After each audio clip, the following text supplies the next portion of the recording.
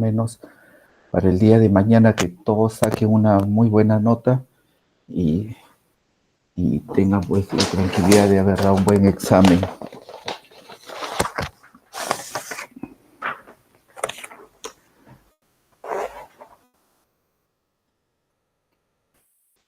Muy bien, vamos a hacer un repaso de las clases que se les ha dado. Ustedes tienen ya las clases en sus computadoras.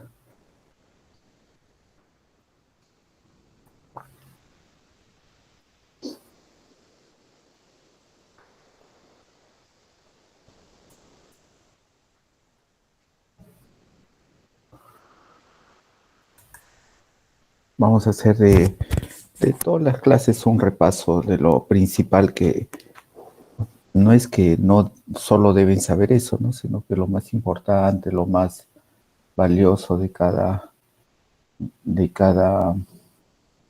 docente que les ha dado. Muy bien, empezamos con la anatomía que nos dio la clase la autora Sandoval. Anatomía, como ustedes saben, siempre es una forma, unas clases un poco áridas, ¿no? Pero son muy necesarias para entender cómo el cuerpo funciona, cómo la interrelación de diversas estructuras sirven para algo, ¿no? Por ejemplo, en el corazón, las diferentes estructuras que tenemos sirven para tener una fisiología, una función cardíaca, las válvulas, los músculos, el sistema de conducción están todos interconectados. Y al final tenemos pues un corazón que emite latidos en forma continua, una fracción de eyección, etcétera, etcétera. En la anatomía, cuando hablamos de la tráquea, tenemos que tener presente algunas situaciones importantes, ¿no? La tráquea se divide en dos bronquios, ¿no? Un bronquio derecho, un bronquio izquierdo, pero cada una reúne ciertas características que hacen una sea diferente a la otra. En la parte derecha, ustedes saben que tenemos 3 lóbulos pulmonares. Entonces la división de la tráquea hacia esas 3 estructuras se divide. Y, ¿no?, dando 2 bronquios, los bronquios hacia esas 3 estructuras. Y en el lado izquierdo tenemos 2 lóbulos. Entonces a esas 2 estructuras se dirige, y hay un lóbulo que es la língula, ¿no? Lo que tenemos el lóbulo medio en el lado derecho. Pero ¿qué características tienen esto, no? Su tamaño, su trayecto, su angulación.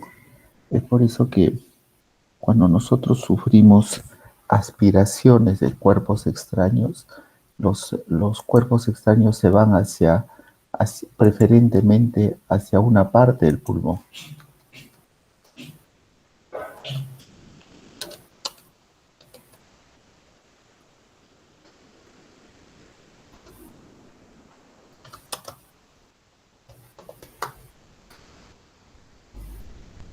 Entonces, por la anatomía nosotros sabemos hacia qué parte se dirige preferentemente.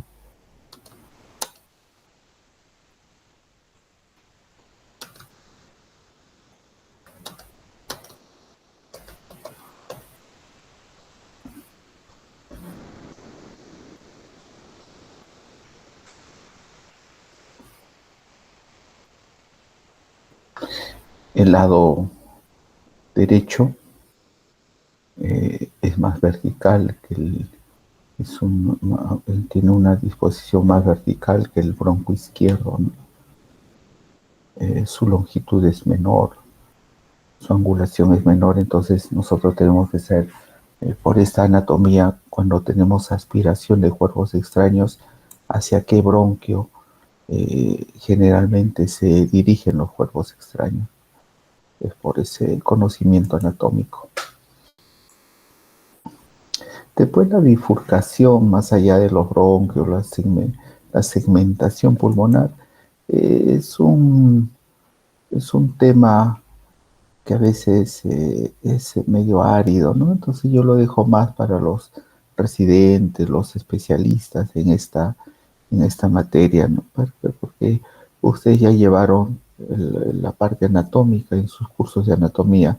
Estamos en un curso de cirugía y algunos conocimientos anatómicos tienen que ser aplicados a la cirugía, ¿no?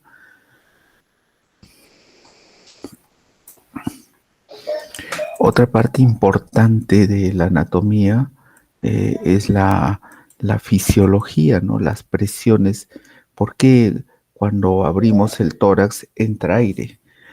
¿Cuál es la presión mayor en inspiración? ¿Cuánto menos es la presión en inspiración, expiración? Es muy importante eso saber, ¿no? La producción de líquido. Hay una cantidad de líquido pleural que se está formando en forma diaria. Cuando hay un desbalance entre producción y absorción, ocurren muchas veces derrames pleurales de tipo inflamatorio, infeccioso. Entonces, eso tienen que saber ustedes, ¿no? Porque si no, ¿cómo explicaríamos la formación de derrames, por ejemplo, en tuberculosis, ¿no? Entonces, tenemos que saber eso, ¿no? ¿Por qué se produce? ¿No? Entonces, esa alteración, esa hemodinámica de fluidos se altera en ciertas cosas. También tenemos que saber por qué cuando tenemos un trauma torácico severo que compromete caja torácica primero, podemos tener sangrados masivos, ¿no? Entonces, eh, ¿qué estructuras anatómicas están pasando debajo de las costillas? Cuando tenemos laceraciones, fracturas costales, entonces tenemos que saber qué estructuras anatómicas están recorriendo debajo de esas estructuras, ¿no? Sabemos que la costilla en el borde inferior está pasando un paquete vasculo nervioso. La fractura costal puede romper estas arterias, esta arteria o varias, de acuerdo al número de segmentos costales rotos. Entonces, eso también nos explicaría en algunas circunstancias sangrados masivos. El conocimiento de esta estructura también nos sirve para la colocación y exploración de en ciertas circunstancias. Por ejemplo, cuando yo quiero colocar un dren torácico, ¿qué borde tengo que explorar? ¿Borde superior, borde inferior? ¿Por qué en el borde superior y no en el inferior? ¿O por qué en el inferior no y sí en el borde superior? Entonces, las características anatómicas nos sirven para esto, ¿no? Cuando tenemos que colocar drenajes torácicos, hay un límite, hay o lo que le llamamos un triángulo de seguridad. ¿Por qué existe ese triángulo de seguridad? Por ejemplo, en el lado derecho, debajo del diafragma que tenemos el hígado. En el lado izquierdo, debajo del diafragma que tenemos, está el estómago, el ángulo esplénico del colon. Entonces, cuando tenemos pacientes politraumatizados, cuando el abdomen está distendido por ruptura de vísceras, por hilios paralíticos, entonces tenemos que a veces esos diafragmas están elevados y la colocación de drenes en posiciones más bajas puede lacerar, o pacientes muy obesos, etcétera, ¿no? Podemos lacerar el hígado si colocamos drenes en posiciones no adecuadas, ¿no? Entonces, por eso hay un triángulo de seguridad que a veces, eh, sin el uso de herramientas como tomografía, radiografía, nos sirve para estar seguros que la colocación de un drenaje no va a causar más daño, ¿no? Daño en el diafragma, en el hígado. Entonces, para eso nos sirve la anatomía.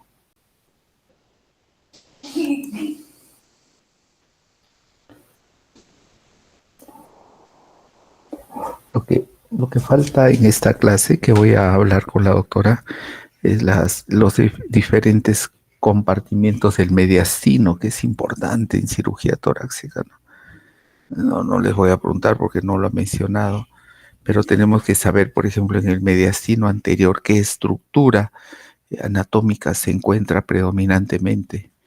En los niños el timo y en los adultos ya hay una grasa tímica, ¿no? Entonces ciertas patologías quirúrgicas del tórax incluye tumores del mediastino anterior como son timomas, ¿no? Entonces ciertas patologías quirúrgicas del tórax también incluye el mediastino posterior, que sí lo menciona, pero no lo dice, ¿no? ¿Qué encontramos en el mediastino posterior? La tráquea, el esófago, la aorta. Muy bien. ¿Qué más tenemos que saber de anatomía? Muy aparte de la formación de las estructuras vasculares, los triángulos de seguridad, la distribución de bronquios, ¿no? ¿Por qué en un bronquio se va más un cuerpo extraño que en el otro bronquio? Con una aspiración de una moneda, de una bola. En un niño tenemos que saber nosotros, uy, tal bronquio es el más frecuente en una aspiración. Eso se explica por la anatomía que tenemos en esa zona. Después tenemos que saber, pues, el corazón cubierto por una membrana firme, inextendible en situaciones agudas, que es el pericardio, ¿no?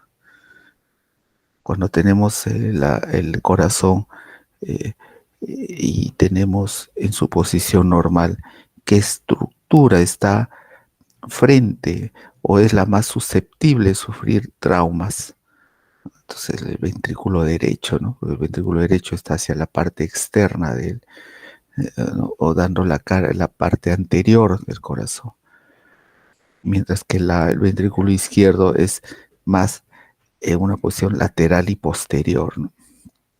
Entonces eso nos sirve para que cuando tengamos o tenemos traumas penetrantes en el precordio, casi siempre es el ventrículo derecho el afectado. Entonces eso también para eso nos sirven las estructuras anatómicas que menciona la doctora. No lo ha descrito bien la parte anatómica cardíaca porque es complejo. Ha descrito bien las estructuras vasculares, cava superior, cava inferior, la aorta y sus ramas. La emergencia de las arterias, la torácica interna o mamaria interna, que es la primera rama de la arteria subclavia, muy importante en la cirugía de revascularización coronaria, ¿no? Nuevamente les insisto que la principal arteria para revascularizar el corazón es la arteria mamaria. Importante su uso. Por tiempo de patencia, la casi ausencia de sufrir lesiones ateromatosas esta arteria.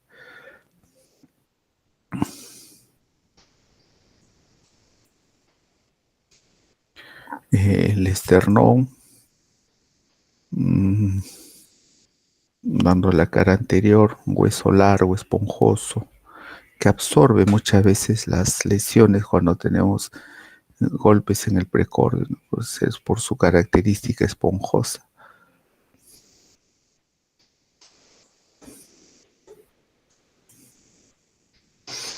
Después les habla sobre los diferentes tipos de traumatismo que ustedes también lo han visto en sus repasos de seminario, porque tenemos que saber, por ejemplo, cuando tenemos un paciente que llega a una emergencia, que lo van a tener ustedes, ya están cerca a su interna, le falta un año, y colocan un dren torácico y evacuamos tal cantidad de contenido hemático, ¿qué hacemos, no? Seguimos observando, eh, llamamos a un cirujano, hacemos una exploración quirúrgica, cuándo y por qué. Entonces, son conceptos básicos que tienen que llevar ustedes como, no van a ser especialistas, ¿no? Sino como médicos, ¿no? Es importante estos conocimientos, ¿no?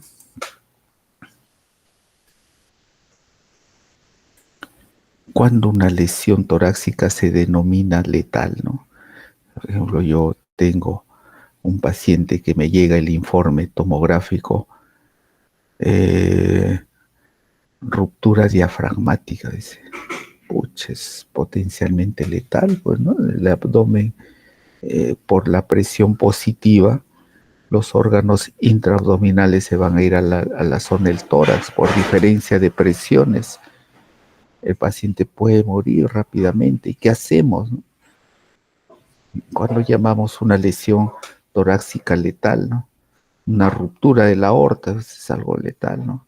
A diferencia de una lesión torácica, por ejemplo, una fractura del quinto arco costal en su segmento anterior derecho, pues, ¿no? Un quinto arco costal derecho.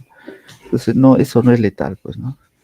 Entonces, tenemos que saber diferenciar cuando una lesión torácica nos puede llevar a la muerte rápidamente, ¿no? Entonces, eso es también algo que tienen que saber como término de su curso.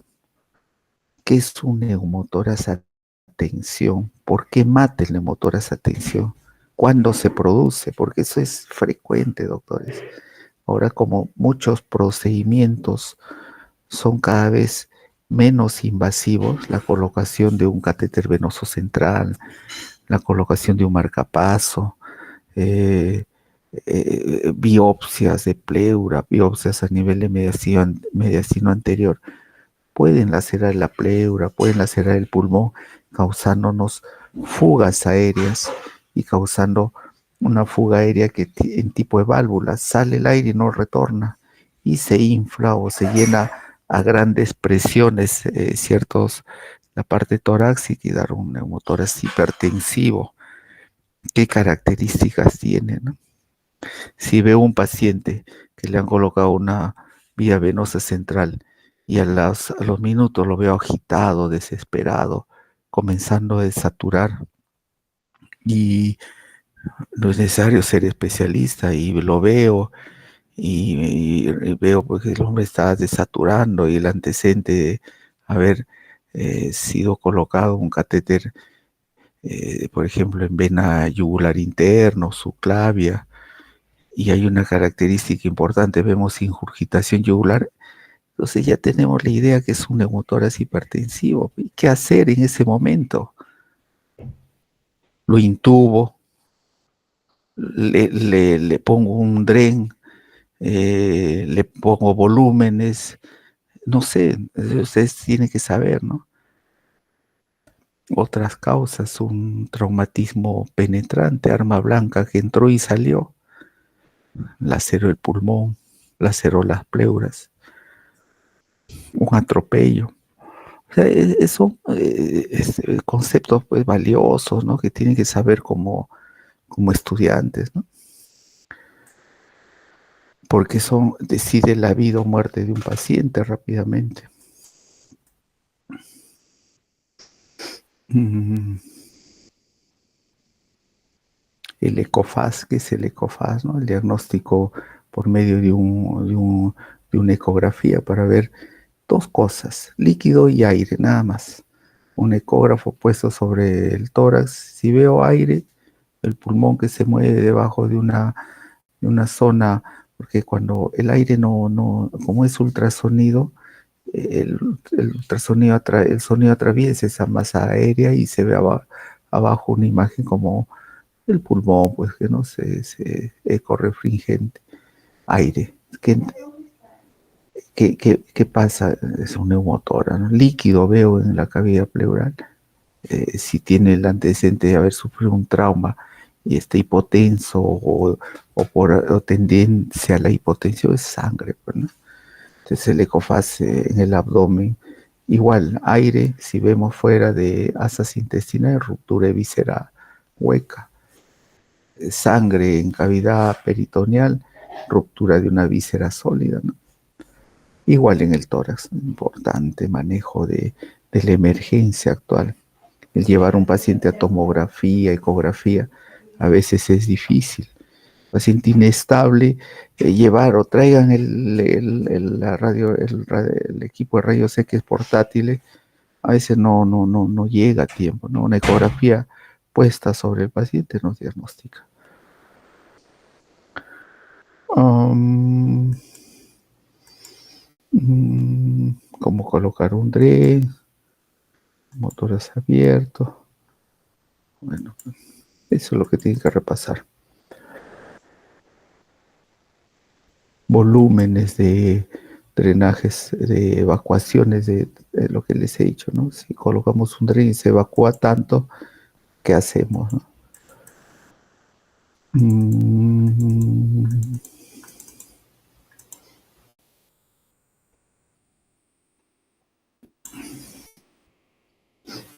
Cuando hacemos una toracotomía de emergencia, ¿qué es lo que tenemos que hacer?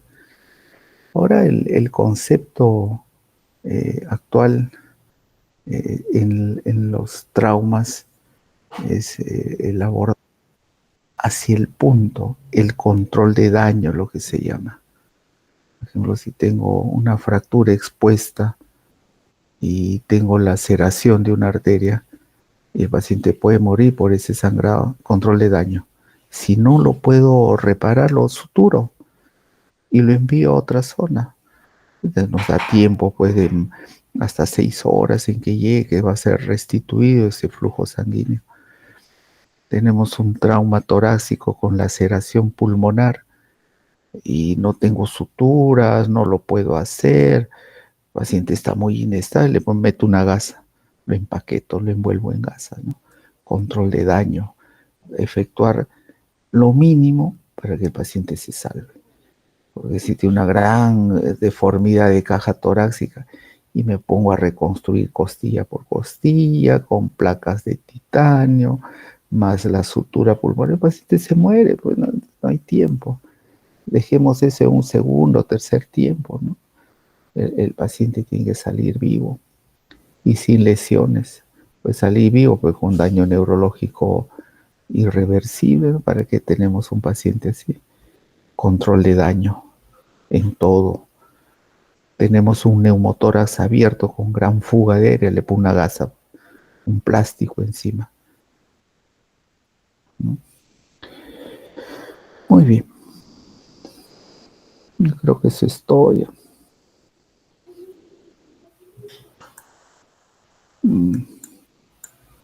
No les he pedido técnicas de toracotomía, eso porque es un poquito más avanzado. No es que ustedes no sean capaces de aprenderlo, ¿no? Sino que hay tantos conceptos actuales en este curso que tienen que saber más que eso. Los aspergilomas que dicta tanto. Yo creo que el doctor Sotomayor debe ser uno de los mayores conocedores de esta patología a nivel del mundo, ¿no? No solo en el Perú. En el Perú pues es una alta tasa de tuberculosis, ¿no? Y él trabaja en un centro de alta complejidad del manejo de patología pulmonar y sus secuelas, ¿no?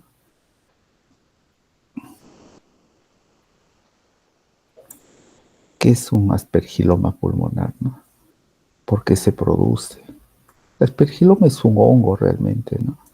Yo creo que debería llamarse más micetosis pulmonar, ¿no? Pero como el principal hongo que invade estas cavidades es el Aspergillus, dice un aspergiloma. ¿Por qué se produce? ¿Cuál es la principal causa de producción de esta patología? ¿Qué cosa es un cáncer? ¿Un enfisema? ¿Una tuberculosis? ¿Cuál es la principal causa que nos causa esta aspergilosis, ¿no? ¿Qué produce? O sea, la patología subyacente, ¿qué causa para que el hongo entre a esta zona? Hacia una caverna, hacia una dilatación bronquial. No sé, ustedes deben conocer eso, ¿no? Porque la clase de aspergiloma lo hace muy bien el doctor Sotomayor. ¿Qué ocurre cuando tenemos un aspergiloma? ¿Qué pasa? ¿Por qué es su importancia, ¿no? Entonces, eso tenemos que conocer, ¿no? La presencia de un aspergiloma en un paciente nos lleva a pensar que este paciente tuvo tal patología previa, ¿no? Que tuvo.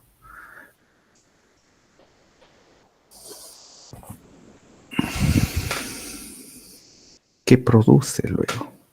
Ya tengo un aspergiloma en el pulmón producido como antecedente tal cosa y tengo, y porque es importante controlarlo. ¿Qué causa? ¿Por qué el paciente se complica? Se aspira, sangra, eh, hace, ¿cómo se llama? Se va a todo el cuerpo, una siembra hematógena, no sé, ustedes deben conocer cuál es la causa o la consecuencia de tener esta patología, ¿no?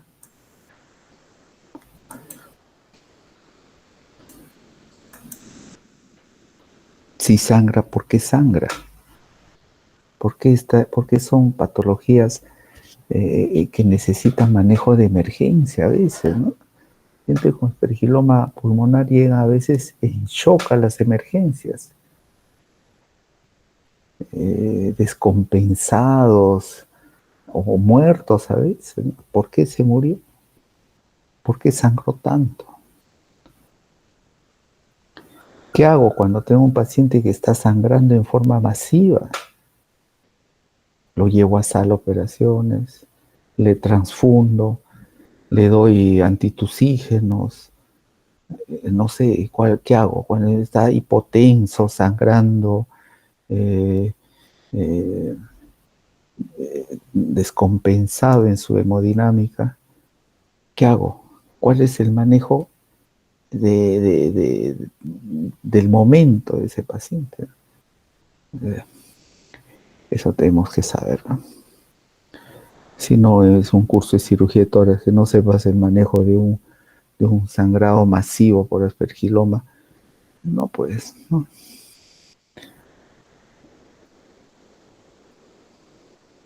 Cuando llevamos al tratamiento quirúrgico a este paciente, ¿qué es lo que más frecuente se hace?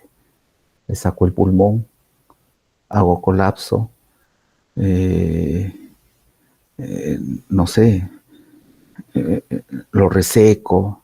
¿Cuál es el procedimiento más común al tener esta patología, ¿no? Cuando el paciente entra en una etapa de cronicidad o la parte aguda lo compensamos y pasa, tenemos que darle un manejo final, ¿no? ¿Cuál es lo más frecuente que se hace?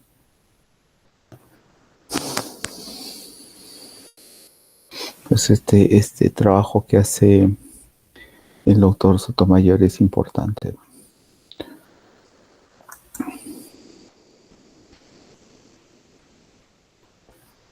Cuando operamos un paciente, ¿cuál es la principal complicación de este tipo de cirugías?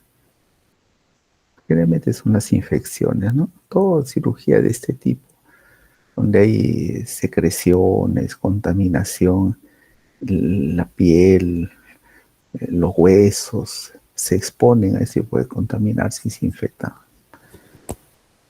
¿Qué otras complicaciones, aparte de la infección de una herida, podemos tener? ¿Mm?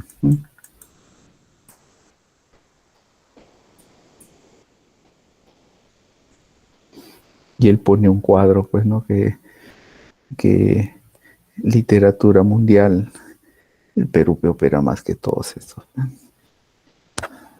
Por eso yo digo, Sotomayor debe ser una autoridad mundial en esto.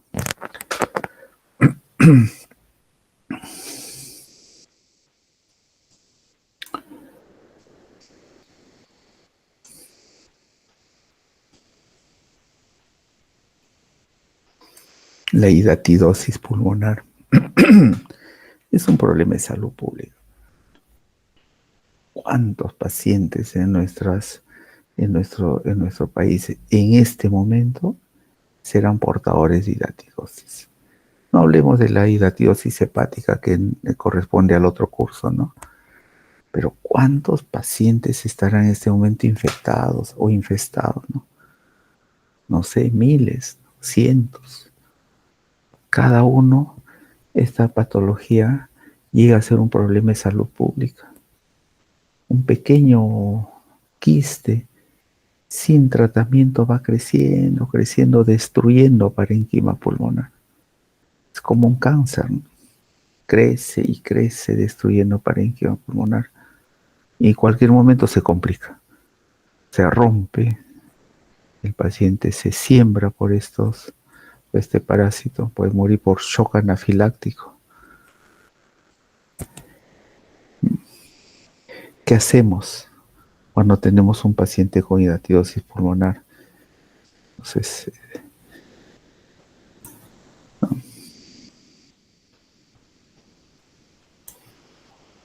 hay varios tipos de equinococcus, ¿no? Pero principalmente es el granulosus lo que produce el gran número de patologías a nivel nacional, ¿no? Por eso nosotros, muchos de ustedes van a salir a provincia a hacer su serum, ¿no? Hay que cuidarse, bueno, no contaminarse, porque podemos ser contaminados. Vamos a ir a zonas altamente infestadas por esto. Así que cuidémonos, ¿no? Ya sabemos cómo se transmite, cómo llega y qué consecuencias tenemos, ¿no? Eh,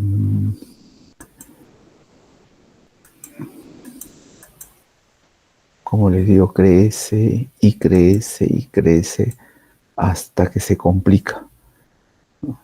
A veces pacientes totalmente asintomáticos le toman una plaquetora por cualquier cosa, porque se cayeron, se golpearon, porque tienen dolor y encontramos quistes, imágenes redondeadas, compatibles con quistes ciáticos, ¿no? ¿Y qué hacer? Tengo un paciente que le diagnosticó en forma casual un quiste. ¿Qué hago? Tengo un paciente que tiene tos y doctor, hace 5 días, hace un mes vomité agua salada. ¿Qué? ¿Cómo está agua salada? Sí, doctor. Vamos a hacer una plaquetora si ves una imagen. ¿Cómo diferencias esa imagen radiológica si ese quiste está complicado o no lo está? Ya debo saber, pues por eso estamos llevando este curso, ¿no? Radiológicamente tiene tales características un quiste complicado o un quiste no complicado, ¿no?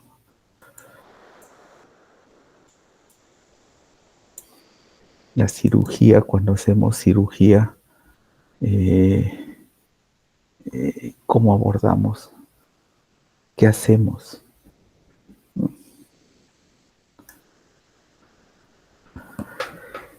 Eh, y si no hacemos nada y un paciente tiene un quiste diatídico y no hacemos nada, ¿qué complicaciones tiene este quiste?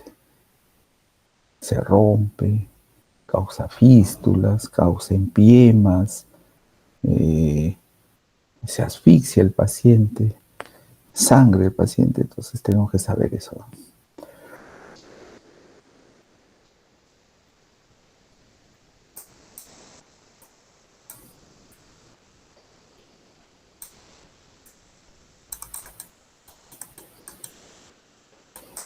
Su clase bonita, me gustó, se le escuchado.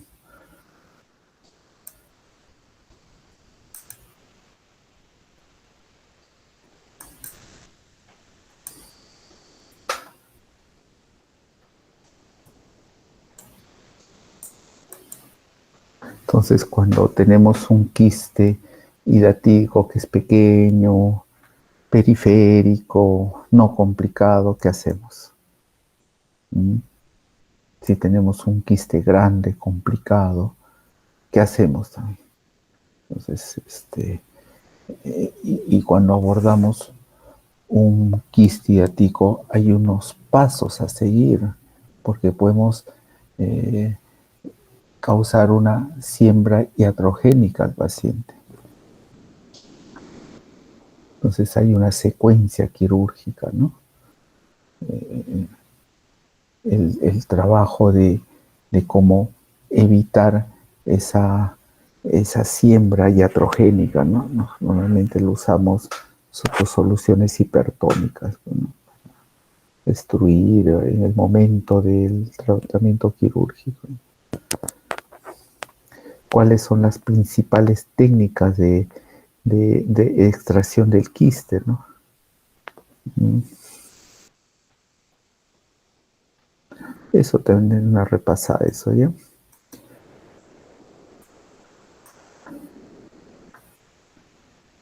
Dele una repasadita a eso.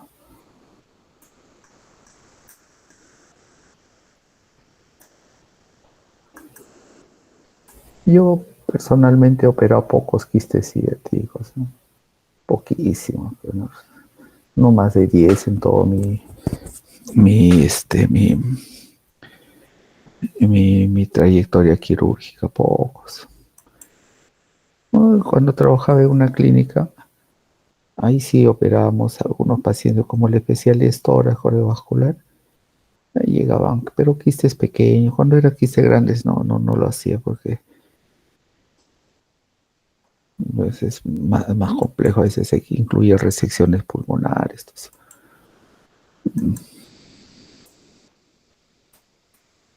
Entonces, fea patología es, no me gusta. Ver cómo salen las membranas, los huevos, feo. Pero hay que hacer, hay que trabajar eso.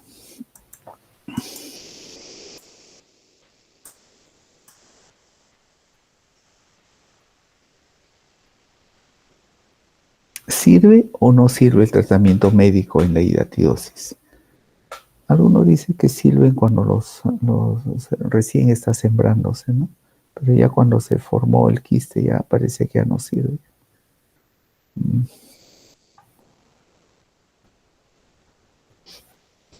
muy bien.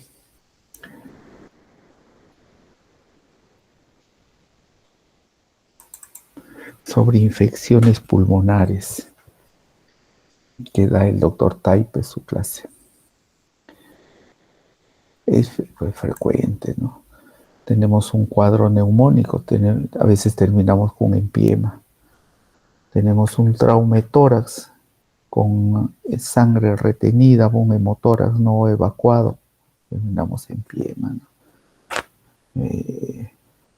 Tenemos un derrame pleural de cualquier tipo, inflamatorio, ¿no? Terminamos con empiema, ¿no? Porque líquidos acumulados en el cuerpo puede infectarse, ¿no? Es importante que sepamos, pues, empiema, los abscesos pulmonares, ¿no?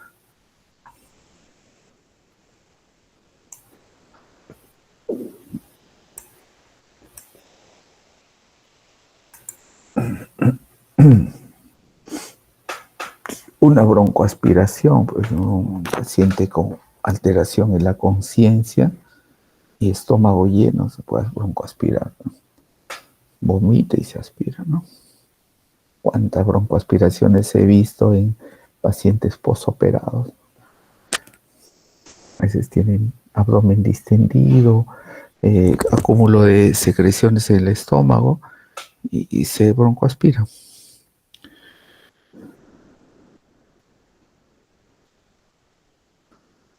Los abscesos pulmonares, ¿no? ¿Por qué? ¿Por qué se produce un absceso pulmonar? Mm, A veces consecuencia de una neumonía, a veces idiopático, inmunosupresión, broncoaspiración, todo eso tienen que saber ustedes. Bueno,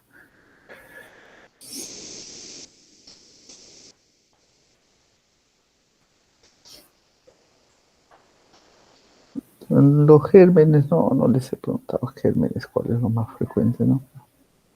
Cuando son muy agresivos los abscesos, generalmente son estafilococos aureus, generalmente, ¿no? ¿Cómo es la evolución de la etiopatogenia de un absceso pulmonar? Tienen que saber, ¿no? ¿Por qué? Porque cuando sabemos el desarrollo de la etiopatogenia también se acompaña del tratamiento. Entonces tenemos que saber, ¿no? Si está en un estadio 1, ¿qué es mejor hacer? ¿Tratamiento médico o quirúrgico? Cuando ya hay una cavidad, ¿qué hacemos? ¿Seguimos con el tratamiento médico o vamos ya al quirúrgico? ¿O cuando del tratamiento médico se transpone o se pasa al tratamiento quirúrgico? Eso tenemos que saber. Mm. Hay abscesos pulmonares eh, causados, por ejemplo, por endocarditis, infecciones en otras partes del cuerpo que puede llegar por forma hematógena, ¿no?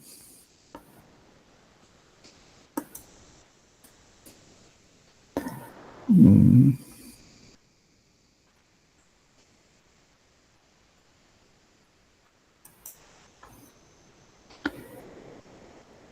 Cuando eh, un absceso pulmonar que su tratamiento primario es médico, cuando ese absceso pasa a ser un tratamiento quirúrgico. ¿Cuándo? Eso es importante saber. Estamos dando tratamiento médico de un mes y medio. ¿Todavía doy o no doy? Examino, tomo una tomografía, veo cómo está ese absceso, cómo están sus paredes, cómo está la zona circundante al absceso, ¿no? Entonces digo, no, continúo, no, ya no puedo más, ya pasamos al tratamiento quirúrgico, ¿no? ¿Cuándo es ese paso cuando fracasamos en el tratamiento médico y pasamos al quirúrgico? O cuando en pleno tratamiento médico tenemos que hacer un tratamiento. Cuando una fístula broncopleural se laceró un bronco y produce una gran fístula y comienza a producir un neumotórax, colocamos un dren y se ve fuga aérea masiva. No, pero recién estoy en segunda semana de tratamiento. Sigo o no sigo el manejo médico, pero tengo una gran fuga aérea. ¿Qué hacemos? ¿Pasamos a cirugía? Sí. ¿Pasamos a cirugía? No. O sea, eso tenemos que saber.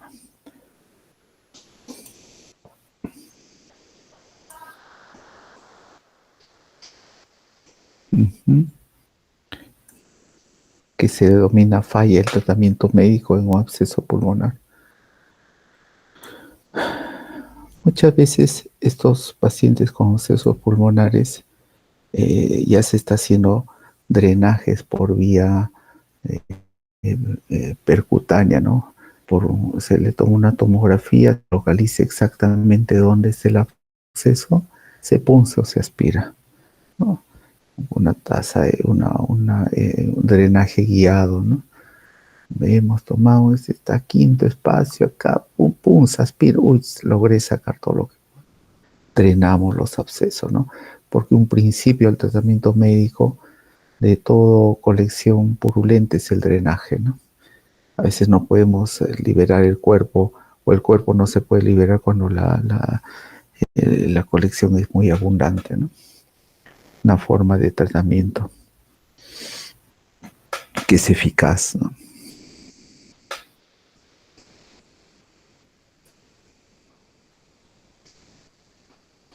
Uh-huh.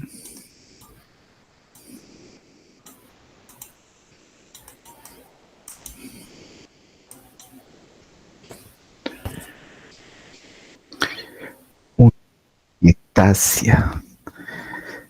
A mí me da miedo las bronquiectasias. No sé, pacientes cuando están las bronquiectasias tienen una causa, ¿no? Desarrollo y comienzan a tener ciertas características, ¿no? Esputos purulentos, que se presenta sobre todo en las mañanas, ¿visto? No evacúan toda esa secreción acumulada. A veces se complica con hemoptisis y todo eso, ¿no? No me gusta eso. Mm.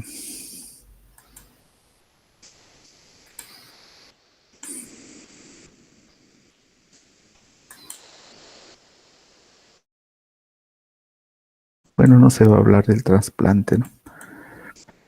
Mm, ¿Qué hacemos cuando tenemos una bronquiectasia? ¿Cuál es el manejo quirúrgico de esto cuando está con complicaciones? ¿No?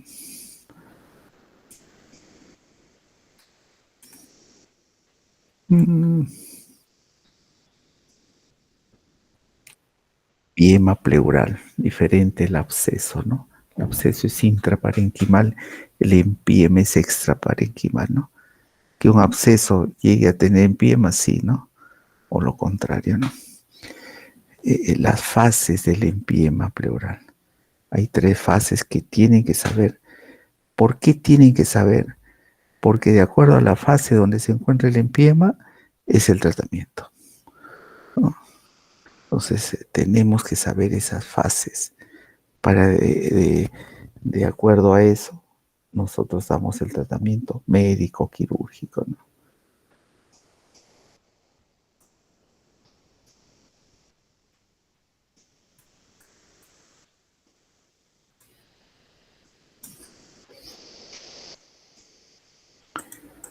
Mm.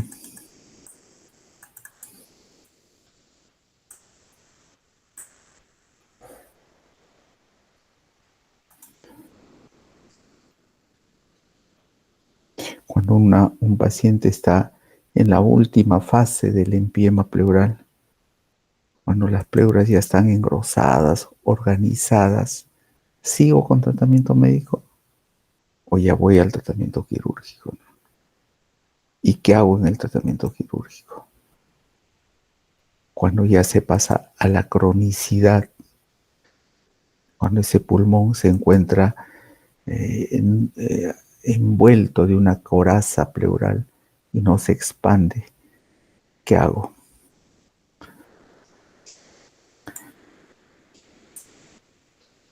Mm, mm, Después esto no les he preguntado. Ahí está el Taipe con sus alumnos, ¿no? Mira qué bonita foto.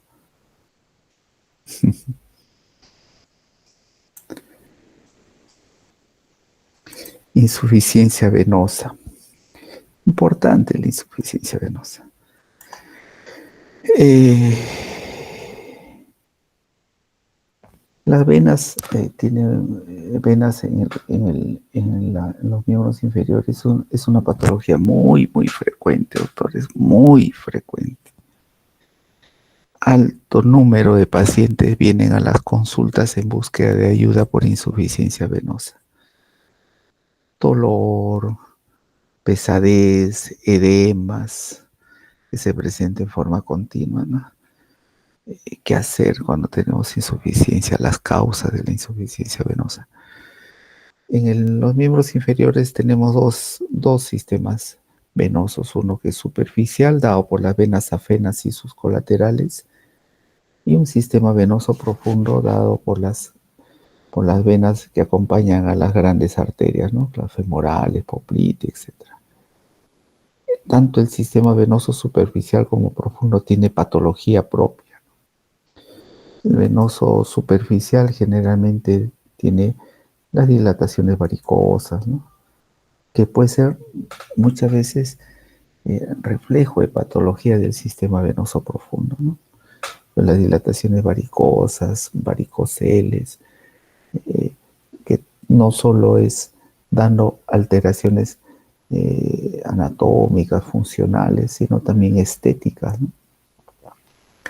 El tener venas que se muestran en las piernas eh, con un color diferente, medio morado, verduzco, a veces no es atractivo para ciertas personas, ¿no? Y buscan ayuda para liberarse de esas venitas que molestan, ¿no? Pero a veces también tenemos patología de grandes venas, ¿no? Tremendas dilataciones varicosas que causan ulceraciones a nivel de tobillos, cambios tróficos, coloración marrón, oscura, a nivel de tobillos, eh, piernas en la parte distal, ¿no? ¿Qué hacemos con eso? ¿Cómo diagnosticamos una insuficiencia venosa, cuál es el estudio fundamental. Y cuando tenemos patología del sistema venoso profundo, como puede haber insuficiencias venosas, trombosis venosa, ¿no? ¿Cómo manejamos esta patología?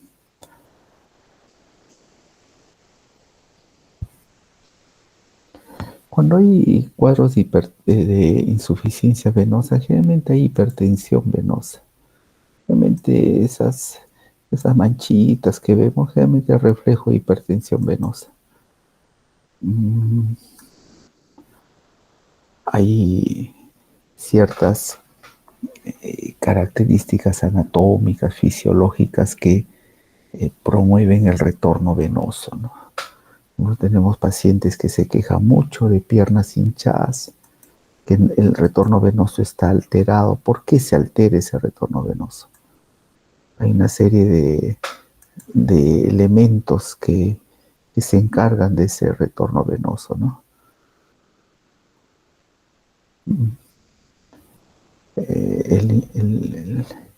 El bisatergo, las contracciones musculares, el bisafronte, todo eso tiene que saber usted, pues, ¿no?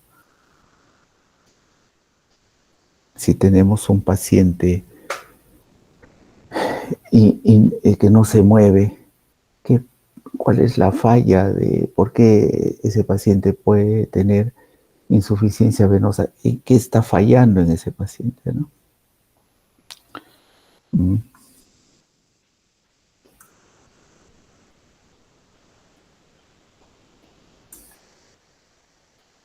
La clasificación SEAP, no les he pedido en este examen esa clasificación. Mm.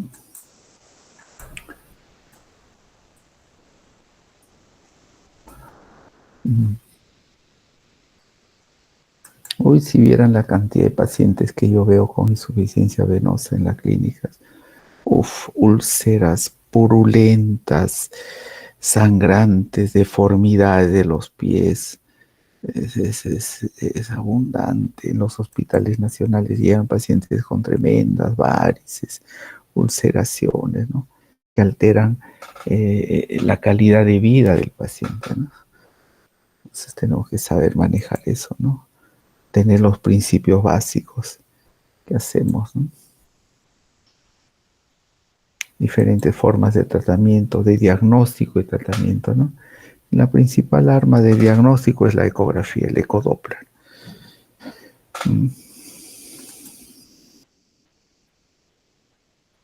Hay una serie de medidas farmacológicas que se le dan para el manejo de la insuficiencia venosa, pero no son muy efectivas, ¿no? Más efectivos son las recomendaciones como, por ejemplo, caminar, bajar de peso, evitar el sedentarismo, el mucho tiempo estar en una sola posición, etc.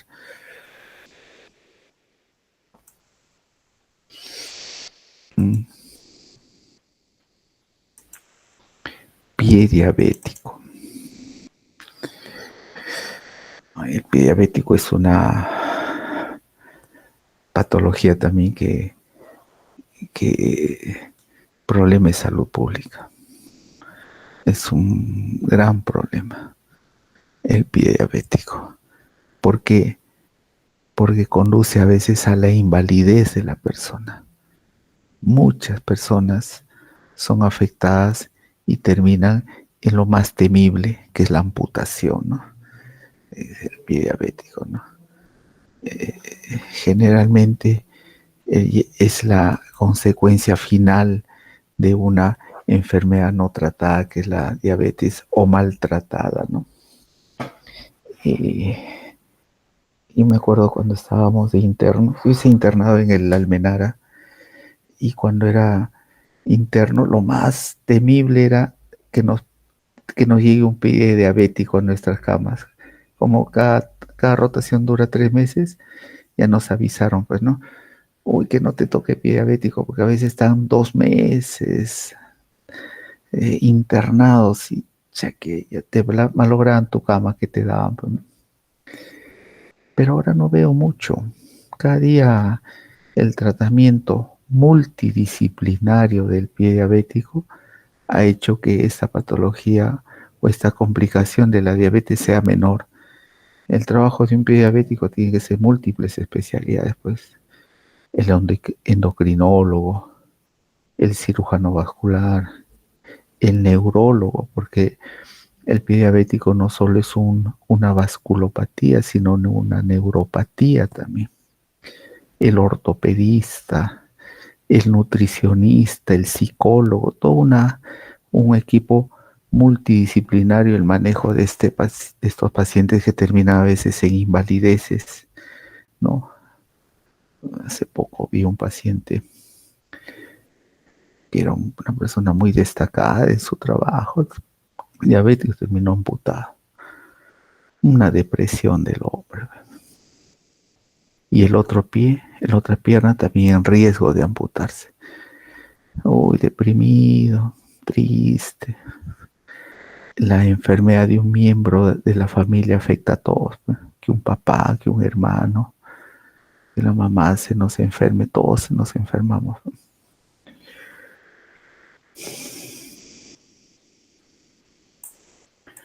Mm,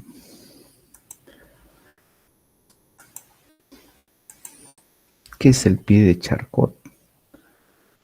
¿Cuáles son sus características fisiopatológicas?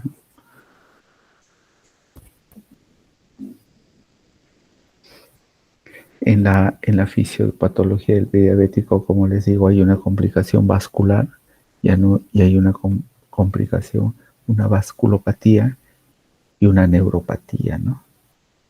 Es la pérdida de sensibilidad es lo que nos conduce a una serie de lesiones, ¿no? Acuerdo mucho cuando yo era interno de la emergencia, llegó un paciente así que envuelto su pierna en una bolsa, porque se envuelven en bolsas así porque drena pus, ¿no? Y tiene un olor característico, pues es un olor que ya algún día lo van a sentir o ya lo han sentido, es un olor especial de tejidos en descomposición.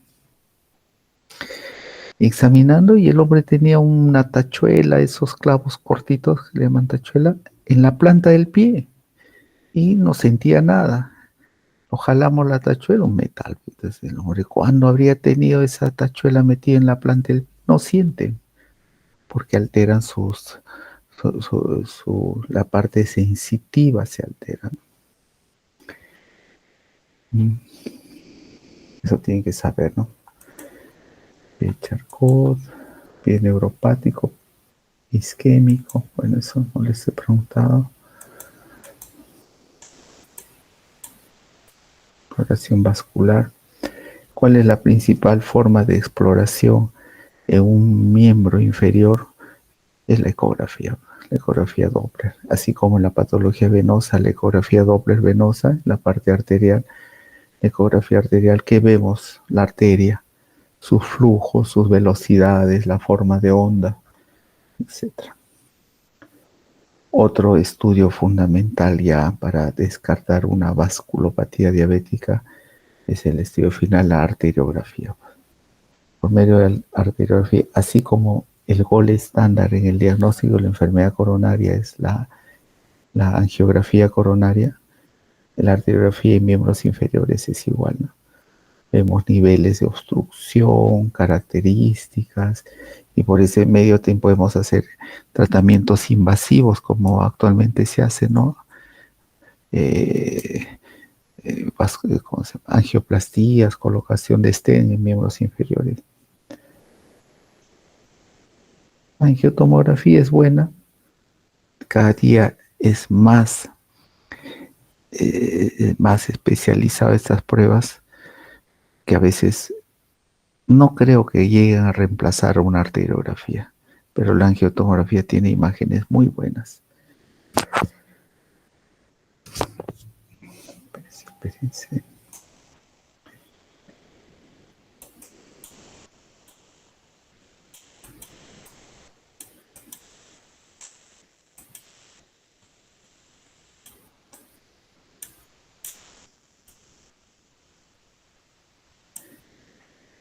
Las lesiones isquémicas en los miembros inferiores, la clasificación de Wagner. Apréndanlo, apréndanlo eso.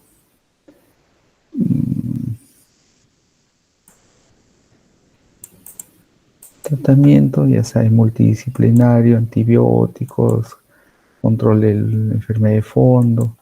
Y al final, cuando ya no se puede, hacemos resecciones, pues amputaciones que pueden ser localizadas o amplias, ¿no? Antes de amputar a un paciente hay que agotar toda posibilidad de esto, ¿no? Si tenemos vasculopatía, tratar de abrir esos vasos por medio de cirugías, de bypasses, hacer angioplastia. Si tiene neuropatía, manejo por el especialista, cuadros infecciosos, darle antibióticos, etcétera, ¿no? Para tratar de evitar lo más temible, un pie diabético, que es la amputación. La tuberculosis pulmonar, ¿no? También problemas de salud pública, ¿no? En nuestro país. Nosotros, si repasamos, hay muchos problemas de salud pública propios de un país en vía de desarrollo, ¿no? La tuberculosis, la hidatidosis, los aspergilomas, son patologías que ya no se ven en otros, en otros ambientes geográficos, ¿no? Tantas complicaciones por parasitosis, ¿no? Destrucción del pulmón, ¿no? Muerte por hemoptisis, cosas que no se ven en otro lado. La tuberculosis tratada precozmente en forma adecuada no tiene por qué llevarte a complicaciones. El tratamiento de la tuberculosis es exitoso en un primer momento. El tratamiento irregular o no llevado te conduce a complicaciones. El tratamiento que tomas a veces hasta hace resistencia, ¿no? Y haces tuberculosis resistente, multiresistente a fármacos, ¿no? Que es lo más temible, porque ahí sí ya a veces el tratamiento no funciona. Los tratamientos ya establecidos.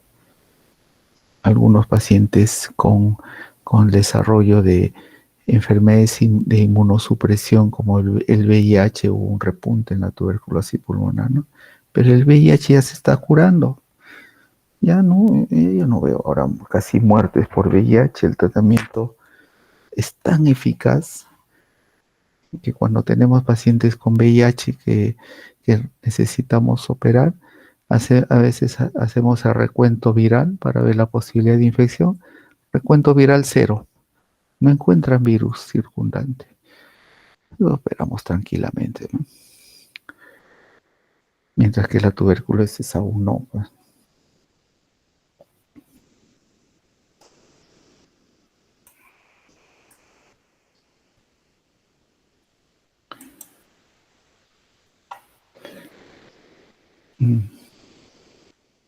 Como le digo, la tuberculosis maltratada o no tratada conduce a complicaciones que finalmente llevan a que sea quirúrgico, una patología que en un inicio no lo es, ¿no?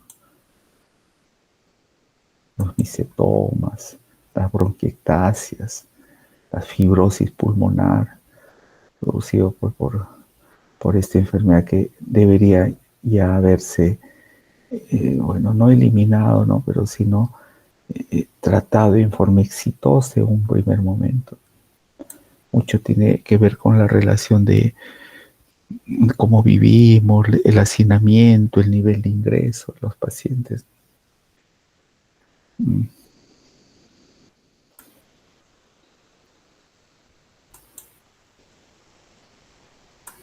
Pacientes con tuberculosis llegan a tener tal grave fibrosis pulmonar que ya se vuelven por insuficiencia respiratoria y finalmente muerte de ellos, ¿no? ¿Qué opciones quirúrgicas tenemos frente a la tuberculosis? Hay una serie de opciones quirúrgicas, ¿no? Colapsos, colapsoterapia, que ya no se utiliza mucho, ¿no? Pero es una opción quirúrgica, ¿no? Resecciones pulmonares, a veces tenemos que sacar todo un pulmón o sacar segmentos pulmonares. Mm, ¿Qué es una colapsoterapia? Mm,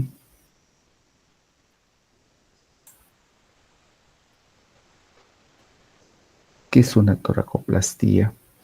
¿Cuáles son las indicaciones de una toracoplastía? Mm, Tenemos que saber eso.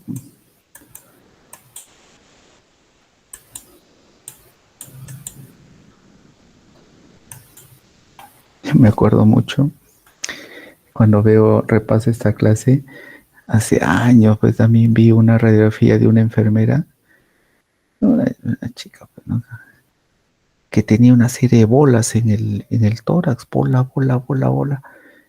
Y yo dije que nunca había visto, pues, ¿no? Y llena de bolas.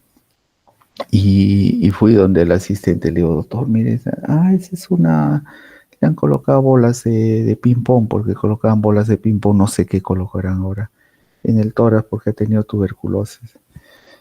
Siempre acuerdo eso. Técnicas que ya generalmente ya no se están usando, ¿no? Pero mantienen su vigencia en ciertos casos, ¿no?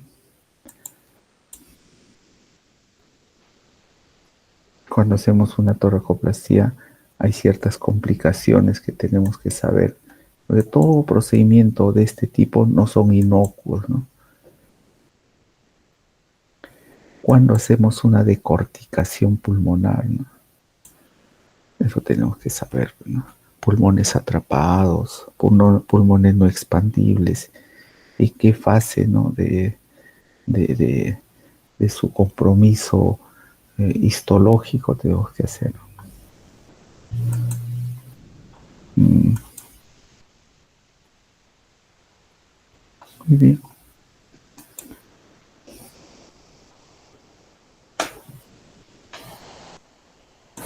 ¿Qué hijita? Mi hijita está mirándome.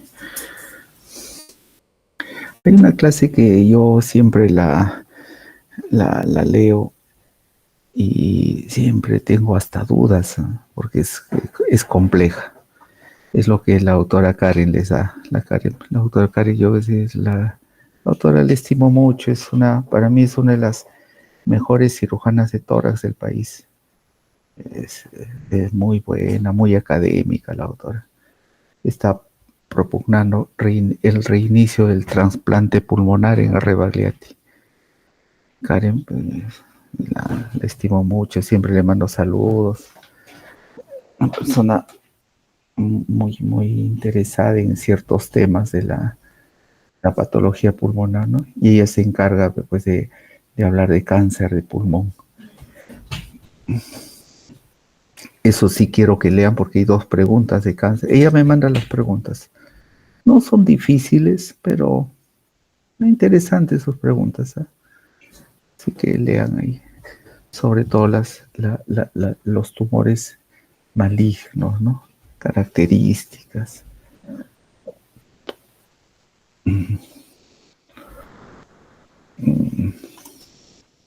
Cáncer de pulmón, ¿no?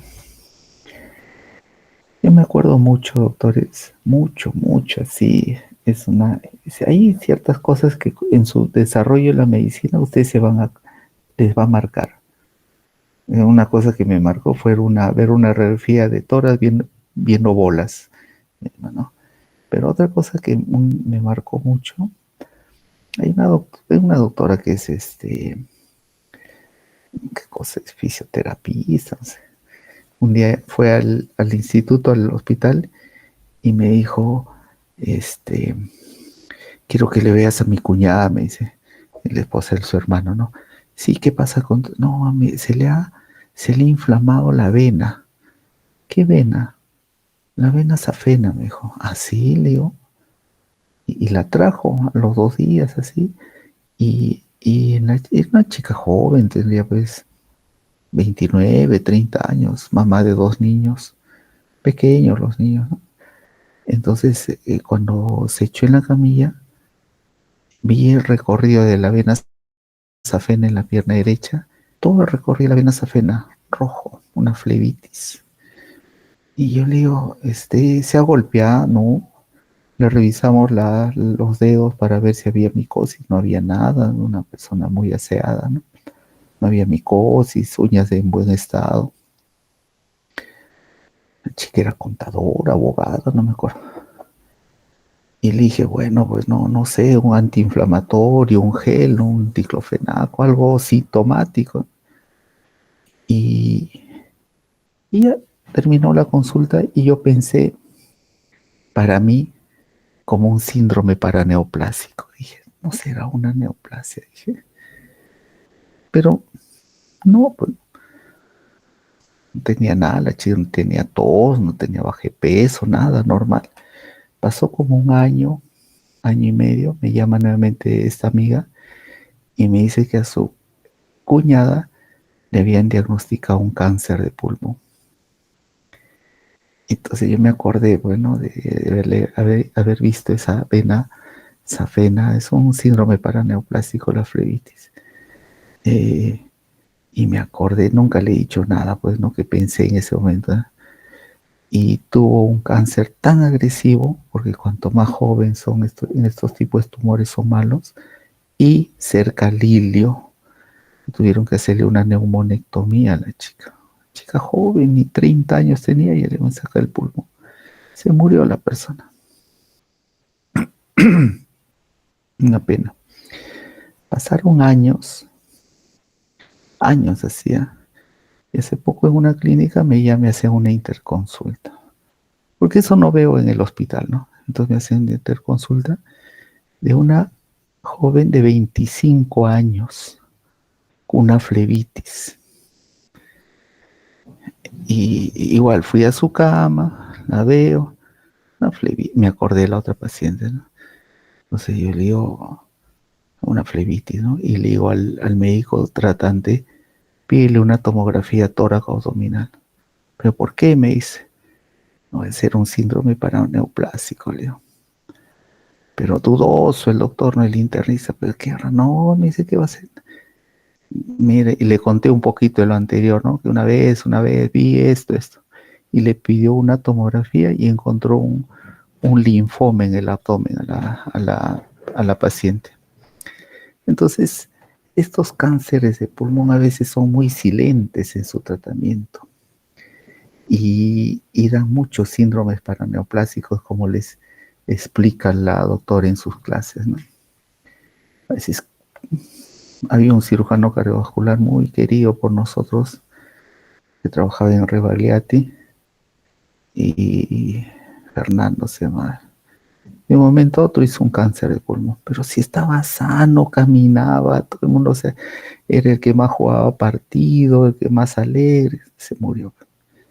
A veces son de silentes, no avisan a la persona. Ciertos signos que le llamamos los síndromes paraneoplásicos, ¿no?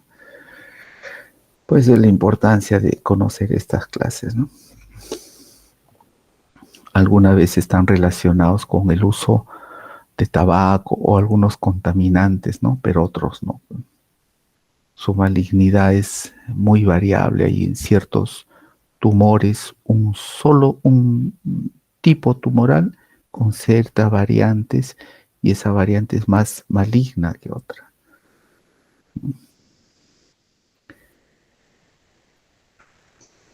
Repase un poquito la clasificación TNM, ya, por favor, un poquito más.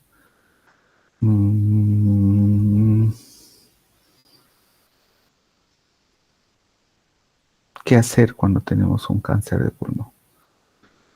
Generalmente el tratamiento es quirúrgico, ¿no? Generalmente. Retirar esa masa tumoral o ese tumor. A veces es curativo total. Curamos. Acuerdo también una vez había un paciente en el INCOR que íbamos a operar la enfermedad coronaria, fumador, ¿no? Pero también da lesiones vasculares el tabaco. Y había una imagen, una bolita bien redonda Hicimos la cirugía coronaria y una resección en cuña y sacamos el tumor, cáncer.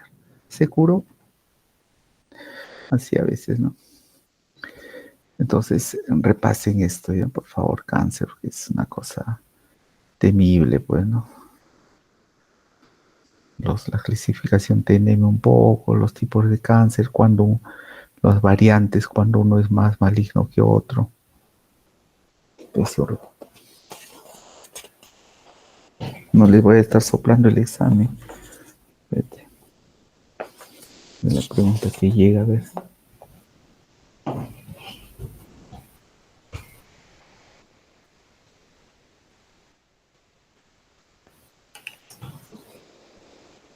Ya. No.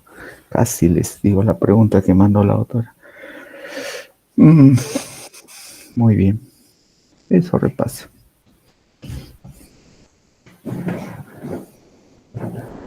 El adenocarcinoma de pulmón, los subtipos, ¿no? La malignidad de cada uno de esos algunos son más que otros.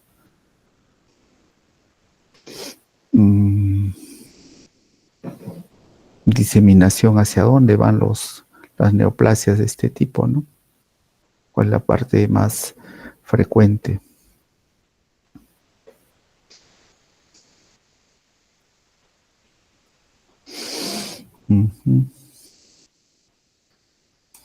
Ya estoy por terminar ya. Tuberculosis. Lo último, lo que yo les he dicho ya. Bla. ¿Qué faltaría? Pulmonares, cardiopatía, anatomía. Cardiopatía congénita. Uy, cardiopatía congénita es amplio, pues hay tratados de cardiopatía congénita. En el Incorio, bueno, personalmente opero bastante cardiopatía congénita en el adulto. Es una de las cosas que, muy aparte de la cirugía coronaria, valvular, de tumores, de trasplante, me dedicaba a hacer la cardiopatía congénita en el adulto.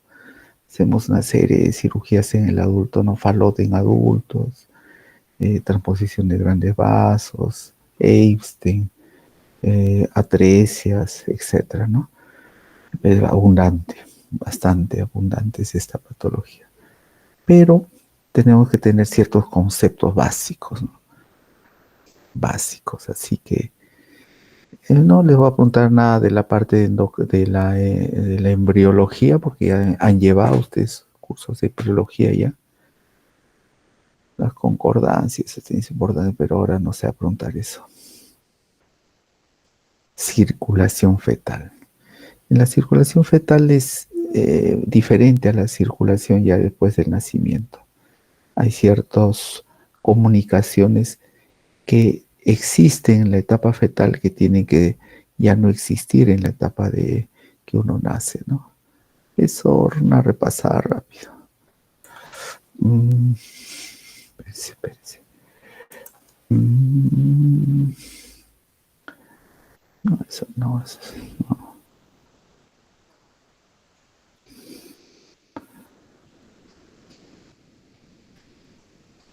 Otra cosa que tienen que saber es que las cardiopatías congénitas tiene múltiples clasificaciones, ¿no?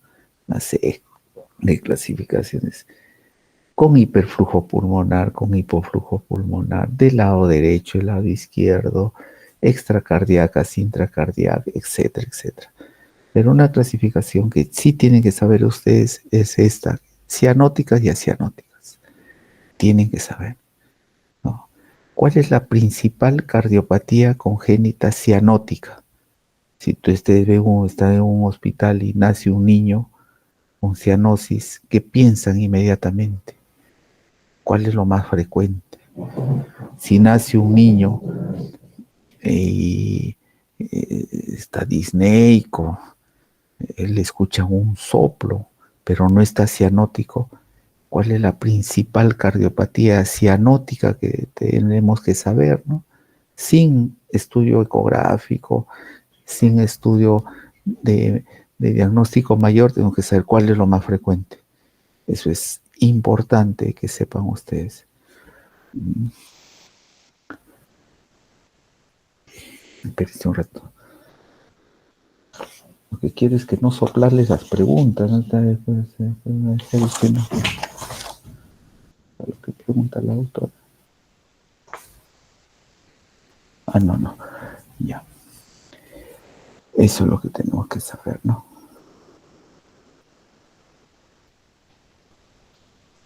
Neuropatía congénita cianótica, ¿cuál es lo más frecuente? Dentro de la cianótica también hay una subclasificación. Cuando el flujo pulmonar está aumentado o cuando el flujo pulmonar está disminuido, ¿no?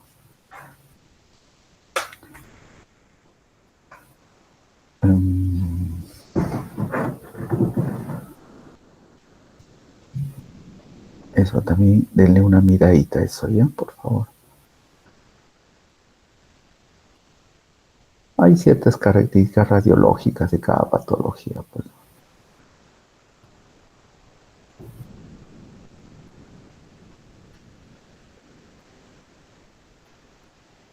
Hace unos años estuve en Houston. En Houston he estado haciendo, estudié ahí en el hospital, en el Baylor, cirugía de la cardiopatía, la, la, eh, la, la cardiopatía hipertrófica. Antes no hacíamos cirugía de cardiopatías hipertróficas. Estuve ahí un mes aprendiendo, ¿no? Después regresé de un congreso y vi cirugía fetal, corrección de algunas cardiopatías congénitas. Y el diagnóstico de algunas cardiopatías congénitas se puede hacer en la etapa fetal del paciente. ¿Cómo está el corazón? ¿Está tabicación normal? ¿Tiene alguna estenosis? ¿Una comunicación anómala? Etcétera. Antes de que nazca el niño. Y ya lo están haciendo aquí en el Perú. Hace poco una doctora, una pena, le diagnosticaron una cardiopatía congénita a su hijito y ella estaba en sexto mes, creo, de embarazo. Y me cuenta, pues, ¿no? Me dijo, ¿y qué tal? Mal, me dice, mi hijito va a nacer y se va a morir. ¿Cómo que se va a morir? Y me cuenta porque le habían diagnosticado una cardiopatía congénita muy severa. Y yo le digo, pero vas a esperar hasta el fin. Sí, quiero sentir mi hijito hasta el último día, me dijo. Qué pena, ¿no? Nació por cesárea y el niño murió al nacimiento. Entonces, algunas cardiopatías podemos diagnosticarlos en la etapa fetal. Y están haciendo tratamiento de cardiopatías congénitas en la etapa fetal. Eh, punzan el abdomen, atraviesan la placenta y por catéteres llegan al feto. Por vía de un vaso, suben, llegan hasta el nivel, por ejemplo, una coartación, llegan al nivel de coartación, inflan un balón, liberan la coartación y sacan todo. El niño llega a término y le hacen un control eh, ecográfico de algún tipo de imagen y se ven que ya el niño nace sin esa patología, ¿no? O sea, hay tratamiento quirúrgico de la cardiopatía en la etapa fetal, que aún está en experimentación, ¿no? En grandes centros, pues que tienen tecnología muy, muy avanzada, ¿no? Pero en el futuro, seguro ustedes, cuando ya estén en su etapa de asistentes, algunos a lo mejor se dedican a hacer este tipo de tratamiento, ¿no? Que a veces uno lo ve como algo muy lejano, pero con el tiempo llega. Entonces, en estas cardiopatías, pues tenemos que tener algunas consideraciones, ¿no? Los cianóticos, los acianóticos, hay cardiopatías o alteraciones estructurales extracardíacas, ¿no? Como es el ductus, la coartación, y estas tienen ciertas características también, ¿no? Como de su tratamiento, de su diagnóstico. Muchas cardiopatías se tienen que resolver con el apoyo de circulación extracorpórea, ¿no? Detener el corazón y reparar y después bueno, terminar el tratamiento. El desarrollo de la cirugía cardíaca se comenzó tratando las cardiopatías congénitas, ¿no? La primera cirugía que se realizó con circulación extracorpórea fue el cierre de una comunicación interauricular, ¿no? Entonces, pues es el desarrollo de una gran especialidad que es la cirugía cardiovascular. Después me habla, eso es lo que quiero que sepa. Características de una tetralogía de Fallot, ¿no? Hay 4 características importantes, ¿no? Tipos de CIB, tipos de CIA. Después, esto es muy complejo ya. Manejo quirúrgico. Mm, algunas cardiopatías congénitas que antes tenían que resolverse por tratamiento quirúrgico, con parada cardíaca, etcétera, ya se pueden resolver por intervencionismo. Los cardiólogos, hay una especialidad, una subespecialidad de la cardiología que resuelve estas patologías. Por ejemplo, el cierre de una comunicación interauricular por medio de Amplatzer, o el cierre de una comunicación interventricular, o la oclusión de un ductus, o resolver una coartación de aorta. Ya lo están haciendo por intervencionismo, ¿no? O sea que es el futuro de la medicina. Cada día los cirujanos estamos operando menos, porque mucha patología de cardíaca es resuelta por intervencionismo, coronarias, válvulas, congénitas. Sistema de conducción, movimiento. No, nada más es esto.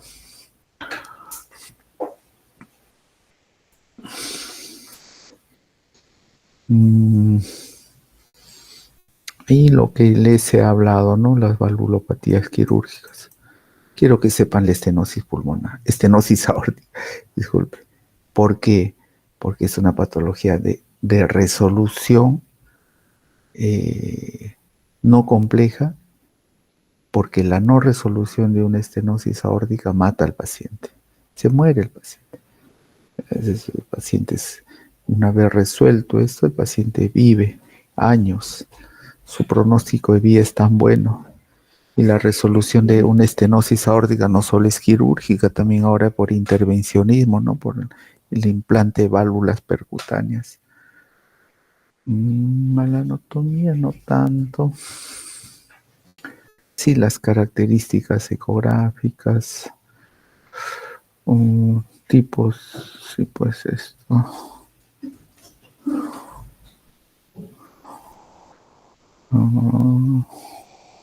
Una valvulopatía mitral de tipo insuficiencia, por ejemplo, la insuficiencia primaria, secundaria, aguda, crónica.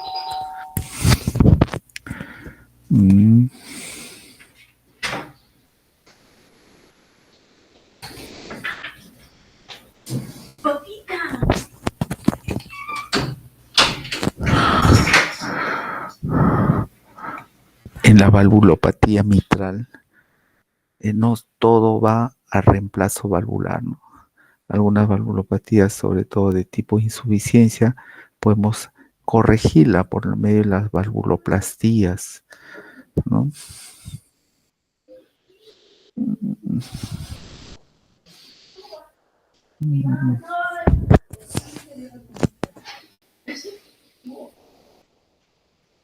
Otra cosa importante que tienen que saber acá, tipo de prótesis a usar. Eso es importante que sepa.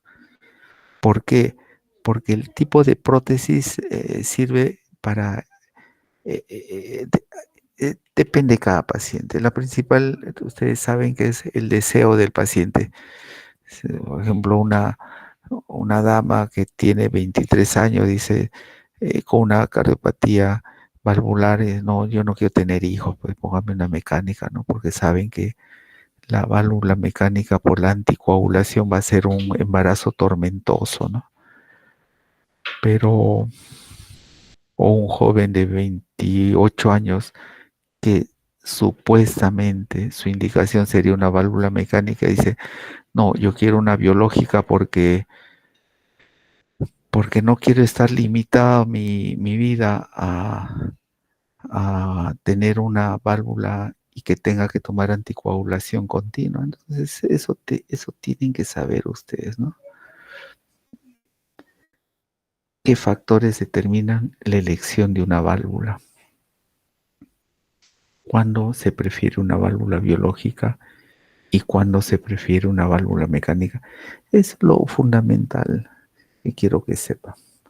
Sabiendo eso, ya lo demás es manejo de cardiología, ¿no? Cuándo implanto una prótesis mecánica, cuándo implanto una prótesis biológica, cómo resuelvo una estenosis aórtica, cómo lo diagnostico, cómo hago cuando tengo una estenosis mitral, valvuloplastía, reemplazo, etc. Sí, eso es lo que quiero que sepa. Y en la cardiopatía coronaria, que ayer nomás les he dicho, así que están frescos ustedes en eso.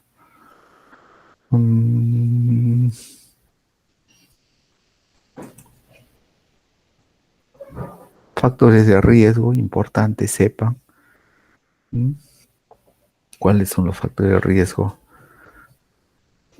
Hay factores de riesgo divididos pues en tradicionales, no tradicionales, los métodos de diagnóstico.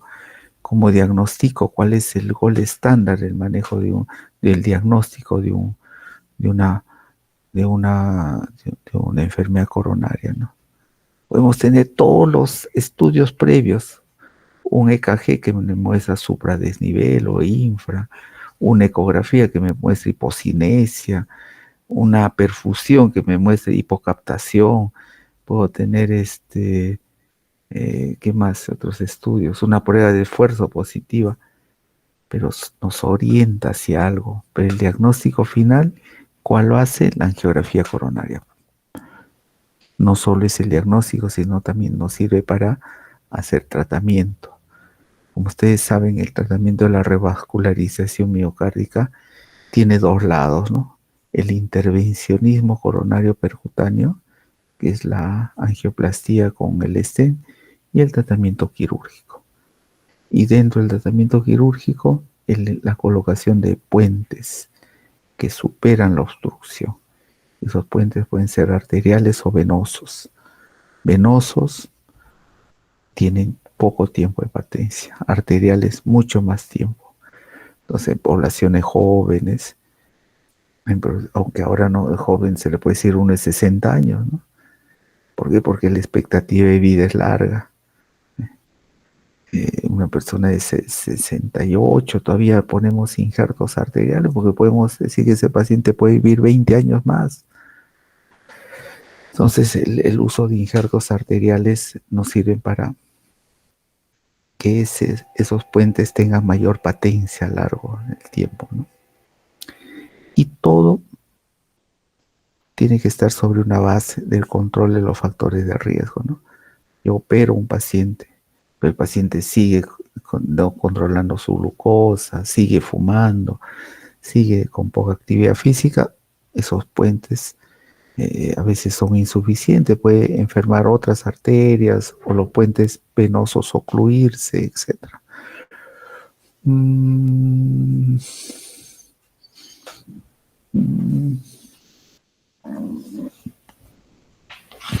Muy bien, creo que si lo han entendido, todas las preguntas se los he dicho. Así que si tienen alguna pregunta, díganmela para tratar de resolverla, porque hay preguntas complejas a veces. ¿Alguna pregunta, doctores?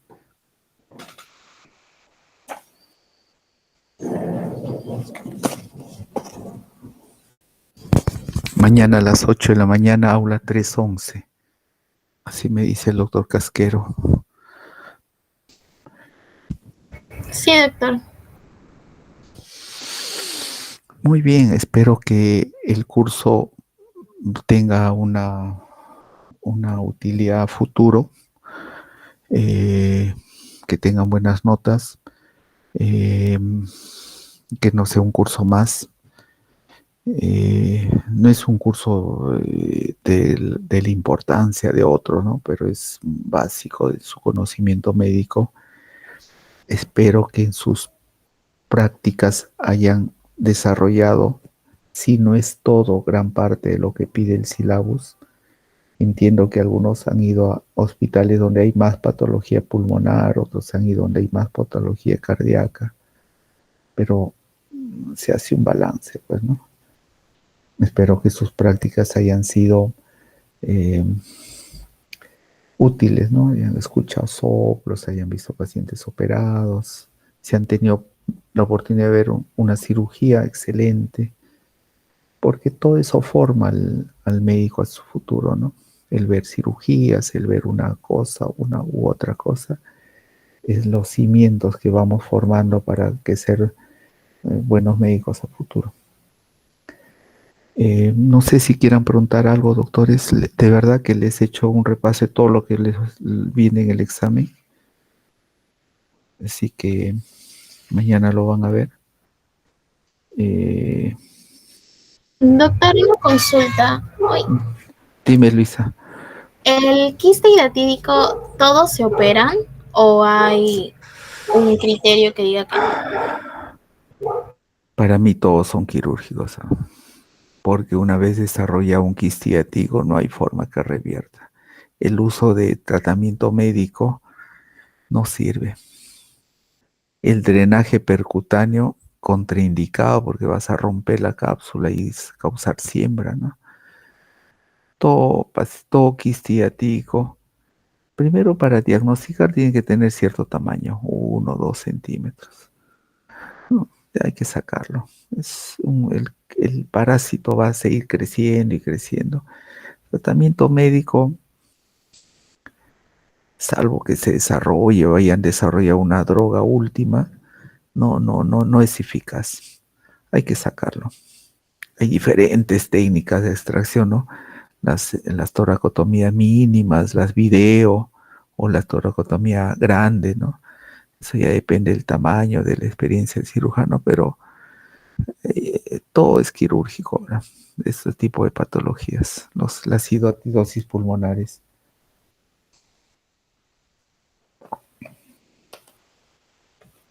Gracias, doctor.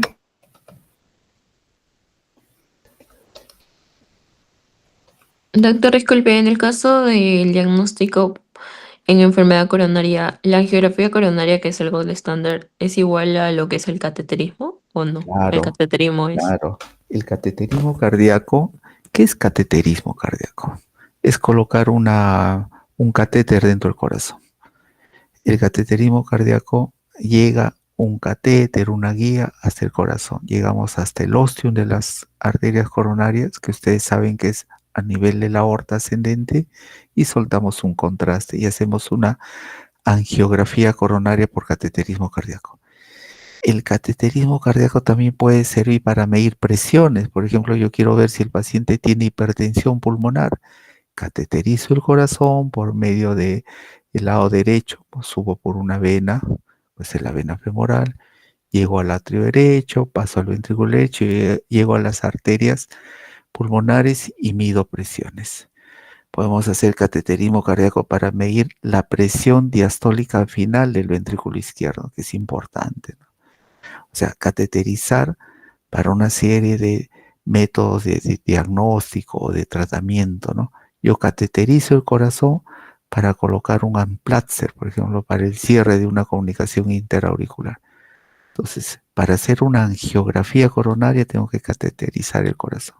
Por eso cuando dice cateterismo cardíaco guión coronariografía, ¿no? Entonces han dibujado las coronarias o angiografía coronaria, ¿no? Han dibujado las coronarias por el cateterismo. Gracias, Mira, doctor. mira lo que dice la inteligencia artificial ahorita. Yo le pongo toda hidatidosis pulmonar es quirúrgico y me contesta, no, no toda hidatidosis pulmonar es quirúrgica. El tratamiento depende del tamaño y la complejidad del quiste, pudiendo ser médico con albendazol para quistes pequeños no complicados o quirúrgico para quistes grandes complicados o que no respondan al tratamiento médico. La cirugía es el tratamiento de elección en la mayoría de los casos. Sí, pues yo no sé mucho eso, de verdad, no. Mentiría si le digo, no, absoluto, ¿no? Mm, sí, pues. Pero lo poco que me acuerdo, porque cuando trabajamos en Almenara, trabajamos muy cerca los cirujanos del tórax, nos decían que todo tratamiento de esta hidatidosis es quirúrgico, ¿no? Pero acá la guía dice que no, eso no se le va a preguntar mañana. Vamos a averiguarlo bien. Ya, doctores, ya son las 10. Denle un repaso más, un par de horas y a dormir. Mañana. Muchas gracias. Gracias, doctor. No, no.